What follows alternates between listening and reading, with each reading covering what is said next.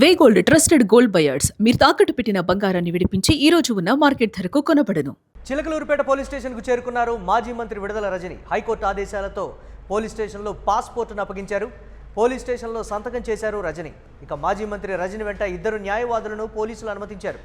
కూటమి ప్రభుత్వం అధికారంలోకి వచ్చిన తర్వాత తనపై అక్రమంగా ఎస్సీ ఎస్టీ కేసు పెట్టారని మాజీ మంత్రి ఆవేదన వ్యక్తం చేశారు. లోకేష్ రెడ్ బుక్ బ్లడ్ బుక్గా మారిందని కామెంట్ చేశారు రజని. 2500 మంది వైసీపీ నాయకులపై అక్రమ కేసులు పెట్టారని కూడా చెప్పారు. దాదాపు 800 మందిపై హత్యాయత్నం జరిగిందని అన్నారు. 390 మందిని హత్య చేశారంటూ చెప్పారు విడుదల రజని. 700 మంది సోషల్ మీడియా యాక్టివిస్టులపై అక్రమ కేసులు పెట్టారని కూడా అన్నారు. 70 మందికి పైగా జర్నలిస్టులపై దాడులు చేశారని కూడా కామెంట్ చేశారు రజని. వైఎస్ఆర్ కాంగ్రెస్ పార్టీకి సంబంధించినటువంటి దాదాపు యాక్టివ్గా ఉండేటువంటి ప్రతి ఒక్కరి గురించి మనం చూసుకున్నట్టయితే 2500 మంది వైఎస్ఆర్ కాంగ్రెస్ పార్టీ నాయకుల మీద అక్రమ కేసులు నమోదు చేశారు. దాదాపు 800 మంది మీద వైఎస్ఆర్ కాంగ్రెస్ పార్టీకి చెందిన వాళ్ళ మీద హత్యాయత్నం జరిగింది. 390 మంది మీద దాదాపు హత్యా ప్రయత్నాలు, హత్యకు గురైనటువంటి పరిస్థితులు. 700 మంది మీద సోషల్ మీడియా యాక్టివిస్టుల మీద అక్రమ కేసులు నమోదు చేశారు. అది ఎంతవరకు వచ్చిందంటే ఇక్కడ ఉన్నటువంటి మీలాంటి జర్నలిస్టుల వరకు కూడా 70 మందికి పైగా జర్నలిస్టులను కూడా మరి ఈ రెడ్ బుక్ చేరుకుంది. ఈ విధంగా ప్రతి సామాన్యుడి దగ్గర నుంచి కూడా ఎవ్వరికీ రక్షణ లేకుండా వైఎస్ఆర్ కాంగ్రెస్ పార్టీకి సంబంధించినటువంటి మాజీ ఎమ్మెల్యేలను, మాజీ ఎంపీలను, మాజీ మంత్రులను, ఐఏఎస్లను, ఐపీఎస్లను, ఆఖరికి మీ జర్నలిస్టుల దాకా కూడా మరి ఈ రెడ్ బుక్ ఏ విధంగా ప్రభావం చూపుతుందో ఒకసారి రాష్ట్ర ప్రజలు అర్థం చేసుకోవాలి. ఇది ఎంతలా అంటే దీన్ని బ్లడ్ బుక్ అని నేను ఎందుకు అంటున్నానంటే ఇదే పల్నాడు జిల్లాలో అలా గవర్నమెంట్ మారింది, కూటమి ప్రభుత్వం అధికారంలోకి వచ్చింది. ఏ విధంగా ఇక్కడ ఉన్నటువంటి మన రియాజ్ని, ఏ విధంగా రషీద్ని ఏ విధంగా హత్య చేశారో మనం చూసాం. మందా సాల్మన్ గారిని ఏ విధంగా హత్య చేశారో మనం చూసాం. ఇలా చెప్పుకుంటూ పోతే ఈ జిల్లాలోనే చాలా ఉన్నాయి. గవర్నమెంట్ వీళ్ళు వచ్చిన దగ్గర నుంచి కూడా ఎంతసేపు వీళ్ళు పోలీసులకు అప్పగించినటువంటి రెస్పాన్సిబిలిటీస్, ఈ వైఎస్ఆర్ కాంగ్రెస్ పార్టీ వాళ్ళు ఎవరు యాక్టివ్గా ఉన్నారు, ఎప్పుడెప్పుడు దొరుకుతారు, ఎక్కడెక్కడ కార్యక్రమాల్లో యాక్టివ్ పార్టిసిపేట్ చేస్తున్నారు, ఏదో విధంగా వాళ్ళ మీద కేసులు పెట్టండి, అక్రమ కేసులు కట్టండి, అరెస్టులు చేయండి, జైలు పాలు చేయండి. ఇదే పోలీసులకు ఇచ్చినటువంటి టార్గెట్.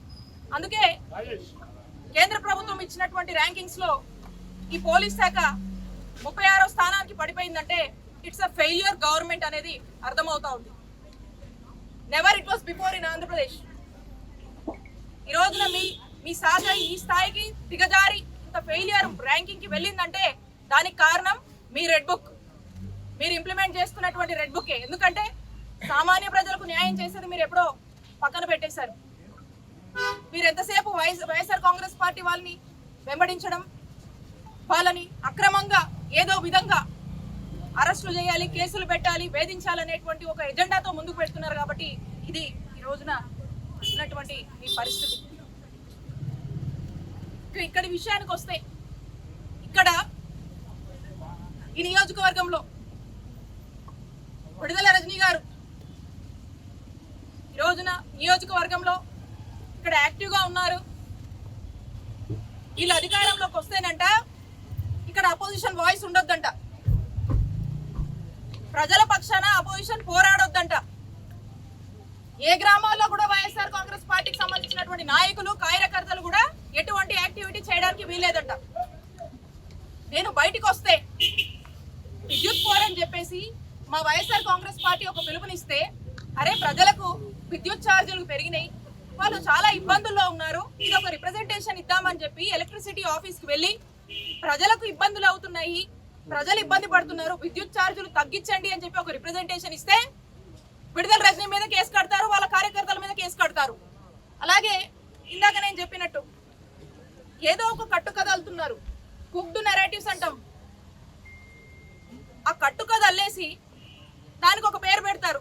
దాన్నే ఇందాక అనుకున్నటువంటి ఎస్సీ ఎస్టీ కేసు అనుకోవచ్చు, ఇంకో కట్టుకథకి ప్రాణం పోసి దాన్ని ఎఫ్ఐఆర్ కట్టి దాన్ని ఏసీబీ కేసు అంటారు, ఇంకో కట్టుకథకి ప్రాణం పోసి దాన్ని ఇంకో కేసు అంటారు.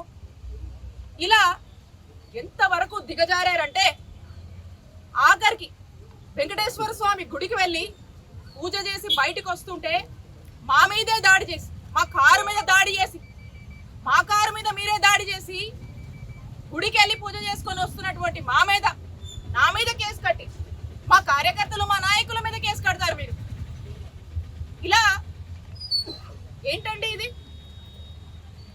ప్రతి దానికి ఏదో ఒక కేసు కట్టి ఇక్కడ యాక్టివ్గా ఉండడానికి వీల్లేదు, ఇక్కడ అపోజిషన్ వాయిస్ ఉండడానికి వీల్లేదు, ఎవ్వరూ బయటికి రావడానికి వీల్లేదు, మేము ఒక్కరమే ఉండాలి, మాకు నచ్చినట్టు మేము చేసుకోవాలి, మాకు నచ్చిన దోపిడీ మేము చేసుకోవాలి, మాకు నచ్చిన విధంగా మేము చేయాలి, మాకు నచ్చినట్టుగా అధికారుల్ని ఉసిగొలిపి ఈ రెడ్ బుక్ పేరుతో వైఎస్ఆర్ కాంగ్రెస్ పార్టీ వాళ్ళని ఇబ్బంది పెడుతూనే ఉండాలి. ఇది